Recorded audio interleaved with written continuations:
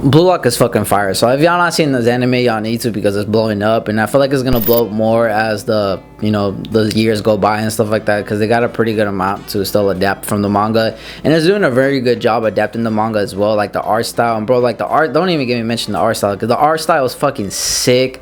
Like the auras and stuff like that. It just know the art style is so sick, and I think it's adapting real well from the manga. But obviously the manga style is gonna be a little bit more better than the anime, just because you can do a little bit more with the manga, more details and stuff like that. But regardless, it's just a really good adaptation.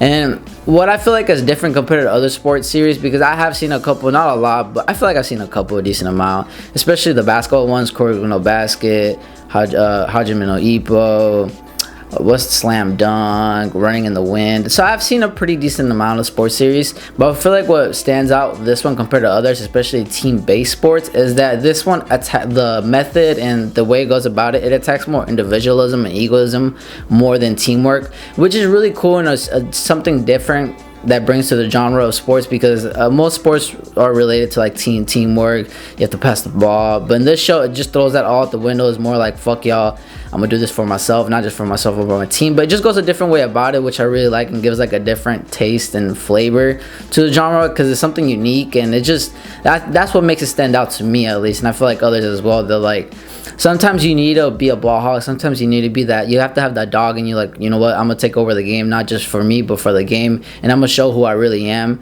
I'm not gonna pass it to someone, because for example in the first episode you get to see Isagi pass it to his teammate, but he fails and ending up scoring the goal, and Isagi ends up being heartbroken, and his season is over, because he's now thinking about, what if I didn't pass the ball, what if I scored it myself, we wouldn't be in this position, I wouldn't be crying. So that's kind of what I really like about it, about the series, and it really shows you in the first episode, and that's what really got me hooked onto the series, is that like, it's a very cool way to go about it, and you can relate to it, even if you don't end up going professional, even if you're just playing pickup ball. Like, it doesn't have to be professional only for you to feel this way. Like, you can feel this way just playing pickup ball with your friends or just random people. That like, but when I'm playing ball and stuff like that, let's say we're down 6 points and the score we have to hit is 12. I'm on fire, I've scored the last 6 buckets, I'm not going to pass you the ball, just give me the ball, I'm just going to do it myself, and we're going to end up winning. So that's kind of essentially what I think about Blue Lock, is that like, it attacks individualism, egoism, and it's very different, even though you do have to work as a team and stuff like that in order to basically survive in this. It's just a very cool method. The way the author does it is very cool, because you see really cool matchups, and especially the characters, we're introduced to a pretty good amount, and a lot of them you're actually going to like, because a lot of them have their own individual personality, specific auras. Like Baru, he has a really cool personality.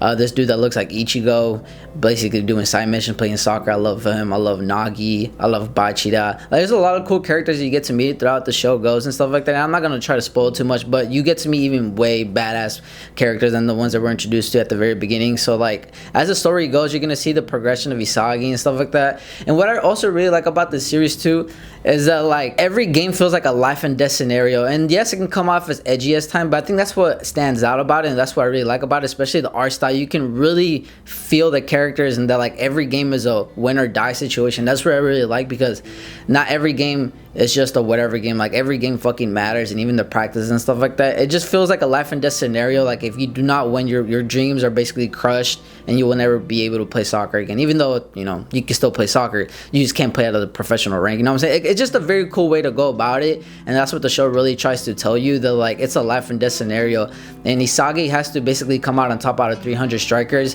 And the thing is, like, Isagi, as the series goes on, you get to be introduced to other cool characters that are way better than Isagi. So like, Isagi has to overcome that, and that's what I mean about the characters in this show. They're like, you're not just gonna like Isagi, you're gonna like other characters as well, because a lot of them have different dreams and aspirations of being the striker, but all of them, their dreams are going to be crushed on their way to the top, because Isagi wants to be number one, but like, a lot of these people want to be number one, so a lot of these people's dreams and hopes are going to be crushed. And it's a really cool way to go about the series, and the way it's set up is really cool, and I think that's why a lot of people are attracted to this series. But regardless, I think I'm gonna end the video here. Like I said, I'm not trying to make my videos too long, but I did want to give my own 2 cents about what I think about the series and why I feel like it's just, you know, blowing up and stuff like that. And it really helps too that the World Cup is going on, so that helps out a lot too. But like I said, I'm not really here to say which one I like better, if I like this better than Haikyuu and stuff like that, because every sports series has its own unique, you know, flavor and stuff like that. Like, I'm not one of those people who thinks, oh, this is way better than the latest soccer season that we had from the other show, Aoshi, something like that.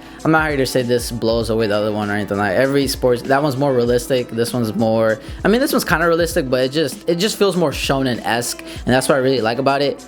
So, I mean, some people love realistic, some people just, you know, love more of that shonen type of feel. So everybody has different types of flavors. I'm just here to just say what I really like about the show, what I don't. So regardless, but yeah, man, let me know what y'all like about the series. Do y'all like it? Have y'all seen it? Let me know what y'all think. I like hearing y'all's opinions. Y'all can comment down below. With that being said, I'll see you on my next video. Appreciate all the support and the latest videos I've been having. So it really means a lot to me. And yeah, man, y'all like what I think I had to say, like the video, subscribe, means a lot. And yeah.